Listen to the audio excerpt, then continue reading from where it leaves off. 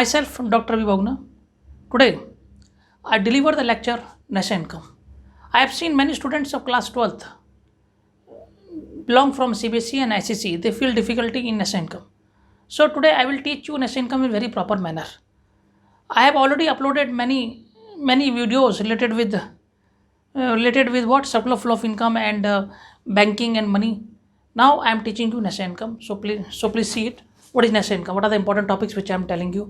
अगर मैं आज जो पॉइंट्स बता रहा हूँ, जो फॉर्मुलेज बता रहा हूँ, अगर बच्चों ने if they will learn this formulas तो they will command in Nasha Income. Otherwise they don't know how they can do the Nasha Income, how they can do the numericals of Nasha Income, why we add depreciation, why we minus NIT, why we add NFIA. So please see it properly. So there are three formulas in Nasha Income.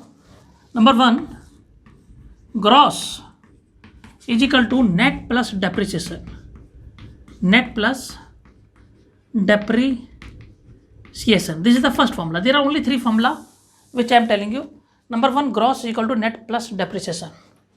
Number two, national is equal to domestic plus NFI. National is equal to domestic plus NFI. In NFI बोलते हैं net factor income from abroad. Okay. और number three, price of market price is equal to price of factor cost plus NIT.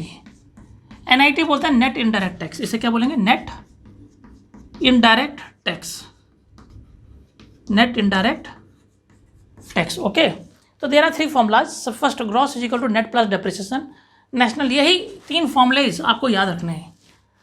अगर बच्चों को तीन फॉर्मूले याद हैं तो वो they can find out how can we find out the net. तो देखिए पहला formula gross equal to net plus depreciation. तो नेट कैसे निकलेगा?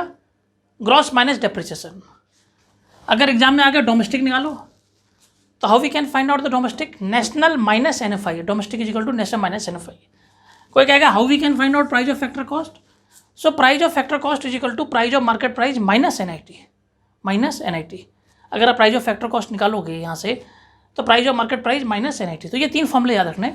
Gross is equal to net plus depreciation, national is equal to domestic plus NFIA plus price of market price is equal to price of factor cost plus NIT. ठीक है. तो यहाँ से आप ये सब कैलकुलेट कर सकते हैं. अब देखिए मैं आपको धीरे धीरे समझाने जा रहा हूँ. मैं first of all I will tell you what is gross. Gross का मतलब होता है टोटल. ग्रॉस का मतलब क्या होता है? टोटल. तो ग्रॉस मतलब total amount. Gross means gross GROSS. It is the total amount. हमें ग्रॉस तनख्वाह कितनी मिली, टोटल अमाउंट कितना मिला? It is the total amount excluding depreciation. Excluding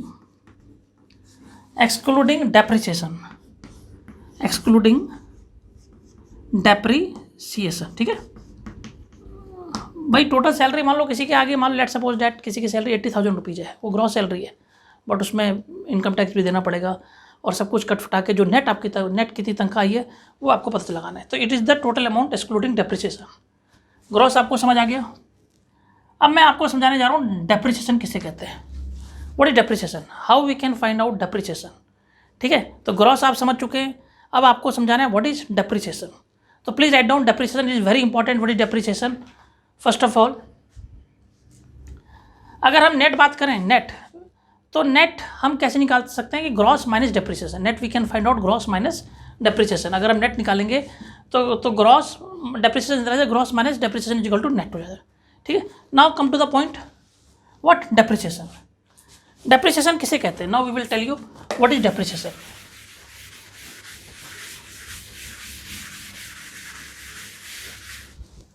ठीक है. मैंने आपको फॉर्मूला बताया था gross is equal to net plus depreciation. और अभी मैंने आपको ग्रॉस समझा दिया है और मैंने आपसे कहा नेट जो होता है, नेट में हम क्या करते हैं? डेप्रिसिएशन को माइनस कर देते हैं. Net is equal to gross minus depreciation. Now what is depreciation? Depreciation आपने कई बार पढ़ा होगा. डेप्रिसिएशन किसे कहते हैं? थोड़ा सा इसको हम और थोड़ा सा डीपली पढ़ लेते हैं. व्हाट इज डेप्रिसिएशन, क्योंकि sometimes it comes in the examination. ठीक है. What is depreciation? You please say it. What is depreciation? तो डेप्रिसिएशन किसे कहते हैं? It refers to the value of fix asset. It refers to the loss हो जाना of value of fix assets. of value of fixed asset, of value of fixed assets. It refers to the loss of value of fixed assets. Fix asset किसे? Capital goods, capital goods. Fix asset किसे बोलेंगे? Capital goods. और वो capital goods which are being used for, which are being continuously used for, continuously used for production process, which are used in the production process, in the production process. ठीक है. तो देखिए depreciation किसे कहते हैं? Depreciation किसे कहते हैं? Depreciation means it refers to the loss of value of fix asset. Fix asset का कम हो जाना, which are being continuously used in the production process, जो कि लगातार हम किसी प्रोडक्शन प्रोसेस में यूज कर रहे हैं. ठीक है. किसी भी फिक्स एसेट्स की वैल्यू क्या हो जानी? कम हो जानी. अब फिक्स एसेट की वैल्यू क्यों कम होती है, तो ये जानने की कोशिश कीजिएगा. It is loss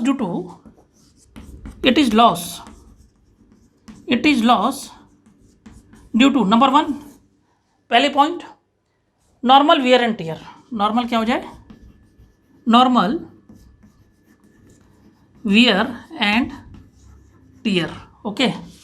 number two क्यों लॉस हो जाए? लॉस इसलिए हो जाए बिकॉज एक्सीडेंटल डैमेज. अगर एक्सीडेंट होगी गाड़ी तो उसकी वैल्यू एकदम कम हो जाएगी, एक्सीडेंटल डैमेजेस. और नंबर 3 वेरी इंपॉर्टेंट पॉइंट, जिसको बोलते हैं क्या? Expected obsolescence. Expected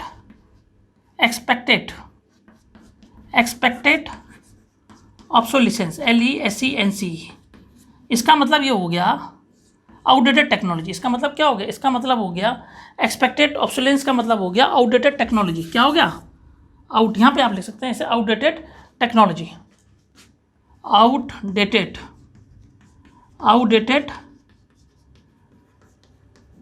technology.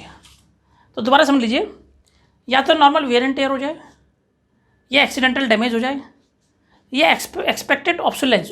Expected obsolescence का मतलब होता है या टेक्नोलॉजी आउटडेटेड हो जाए.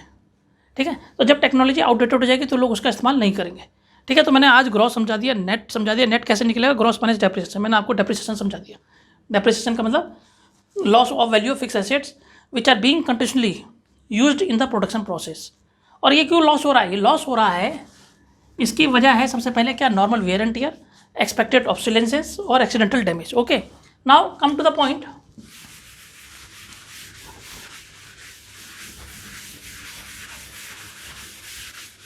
Now come to the point. What?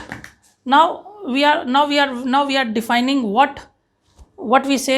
We have seen gross equal to net plus depreciation. Now national is equal to, जो दूसरा फॉर्मूला मैंने बताया था, नेशनल, अगर नेशनल निकालना है तो national is equal to domestic plus NFIA. Domestic plus NFIA very important, NFIA. तो चलिए नेशनल पढ़ते हैं. पहले नेशनल किसे कहते हैं? मैंने पहले भी आपको बोल दिया था नेशनल. मैंने पहले भी ये डेफिनेशन मैंने आपको लिखाई है, शायद आपको याद होगा या नहीं होगा. नेशनल इनकम मैंने नेशनल इनकम की पहले भी डेफिनेशन बताई है. नेशनल इनकम की मैंने आपको नेशनल कैसे निकालते हैं, नेशनल इनकम की मैंने ऑलरेडी आपको दे दिया. It is the sum total of factor income earn by normal. अपनी वीडियो में पहले भी बता चुका हूँ मैं. It is the sum total of factor income. It is national income की मैं पहले ही बता चुका हूँ. National income, it is the sum total of factor income.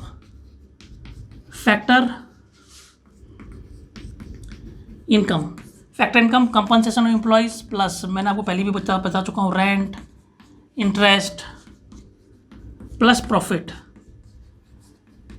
Means it is the sum total of factor income earned by normal resident of a country.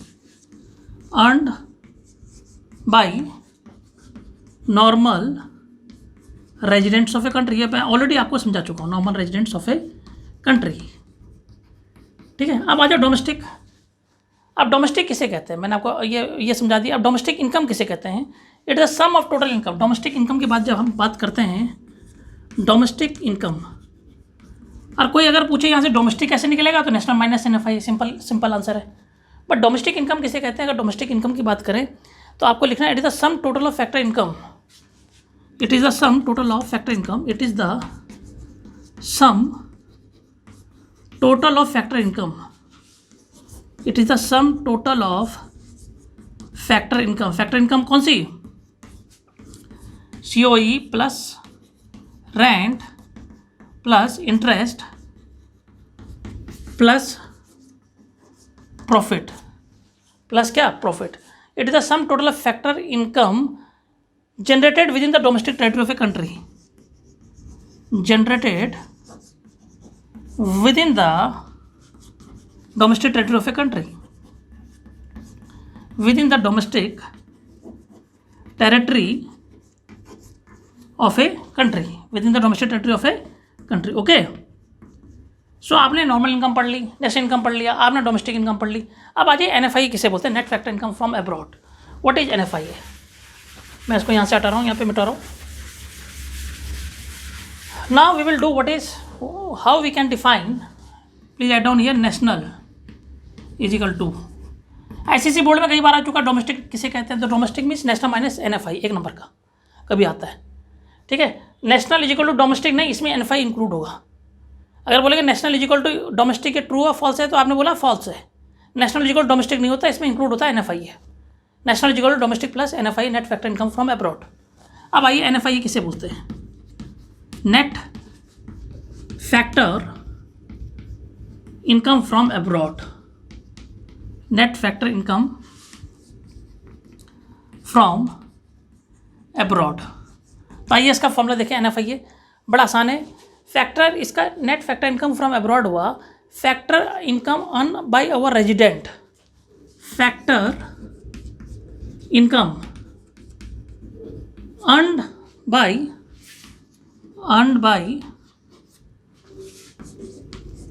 Bye our residents, earned by our residents, factor income earned by our residents from rest of the world, from rest of the world, from rest of the world means factor income earn by the residents, भाई जो हमारा जो resident है, जो विदेश में पैसा कमा रहा है, from rest of the world में कमा रहा है, minus factor income earn bye, minus factor income earned bye non resident, factor income earned bye non resident in our domestic territory, bye non resident, bye non residents in our domestic country, in our domestic country, ठीक है। Factor income earn by our residents, जो हमारे resident है, जो विदेश में पैसा कमा रहे हैं, minus factor income earn bye non resident, जो नॉन रेजिडेंट, जो विदेशी हैं, जो कि हमारी कंट्री में काम कर रहे हैं, उनकी इनकम। इन दोनों को माइनस करेंगे तो NFI आएगा। तो NFI जो होता है पॉजिटिव भी आ सकता है, नेगेटिव भी आ सकता है, ये आपने ही समझ लिया, ठीक है। अब आइए प्राइस, अब हम करेंगे प्राइस ऑफ, आपको पता है price of market price is equal to price of factor cost plus NIT।